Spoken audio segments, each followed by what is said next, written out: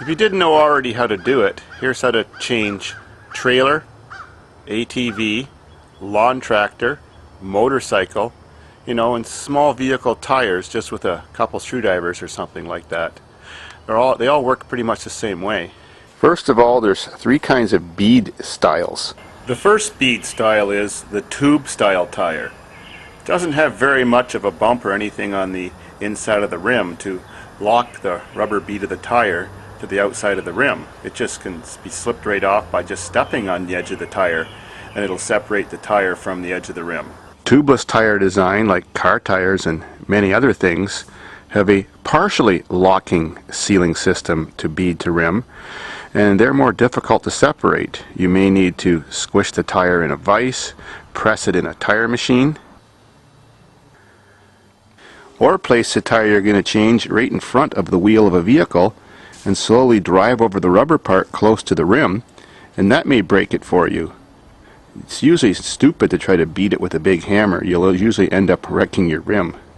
Another method is put the rubber part of the tire on your face of your jack and put it underneath a high vehicle or something heavy and start jacking it up, and that will create a lot of pressure and a squishing edge to break the bead. So once that's done, the way you change the tire is, I like to set the nipple for the air fill at least to that side or that side and start there. So you step on your tire and you get the bead to drop to the lowest pocket inside your rim. Then you get a pair of screwdrivers, and if you have no tube in there, you don't have to worry, but if you have a tube, you have to be very careful not to prick your tube. It's sometimes very important not to have that nipple either on the business area here or where you're working, where you're starting. It gets in the way, and it sometimes causes you not to be able to get your bead to drop deeply into the pocket, or if you have a tube, it causes your tube to stick up there somewhat, and your screwdriver will catch it and damage it. So now I've got it stepped on, and I've got my screwdriver carefully in there in case there's a tube, and I've got a lip pried up. And then I just get some soapy water or something, or spray 9 or something like that, and I lube the edges, like so.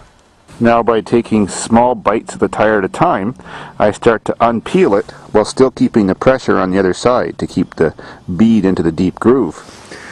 It may be also necessary sometimes to, say for example, pinch your rim a little bit with a vice grip right there to stop the tire from slipping around at the same time you're unpeeling it off or peeling it back on. Well, that took about 1 minute. It's all peeled. If you have a tube type tire, you only have to peel one side off. You can just lift your tire up and get enough space in there to get your hand in there and get out the tube. If you want to completely take the tire off the rim, it's best to just flip it over like I did now and work from the back side. And stick your screwdrivers here and there and pry the tire off that way. The second side always comes off a lot easier. My tire had a tube in it. That's the way I want it to be. But when you're installing new tubes or even putting the old one back in, tubes very often have a right or left side unless they're on a motorcycle. So that means the nipple is more off center. And if you put it in backwards, it may go in fine. As soon as you start blowing it up, all of a sudden it'll suck itself in. And you can't get a hold of the nipple anymore. And you've got your tire all put back together. The only way to get your tire back apart is actually put a hole in it and bleed the air out and start all over again. Then patch your hole if you put the tube in upside down. So that sucks. To put it back on, got the valve stem over there, a vice grip opposite to it. Now I'm going to stand as best as I can here. Sometimes it takes two people. Get that lip into the deep groove, and then get my screwdriver and work this all the way around and slowly peel it on by small amounts at a time. And that just went on in 30 seconds. Of course, sometimes it takes longer. Now, especially on quad tires, to reseal the bead takes a lot of pressure because it's that high pressure locking bead because it's a low pressure tire. So my advice is to put spray 9 or soapy water all the way around both sides of the bead and then put your lots of air pressure in. And even park it in the sun because warming it up helps it slip on too. And it's done. It's actually pretty easy. No use paying someone 25 bucks or something when it's just basic tools and a little bit of weight. Last thing, I didn't mention that I took that quad tire to a shop and had them use their machine to break the bead. ATV tires or quad tires are very low pressure, so they don't use air to give a tight fit to lock the bead to the rim.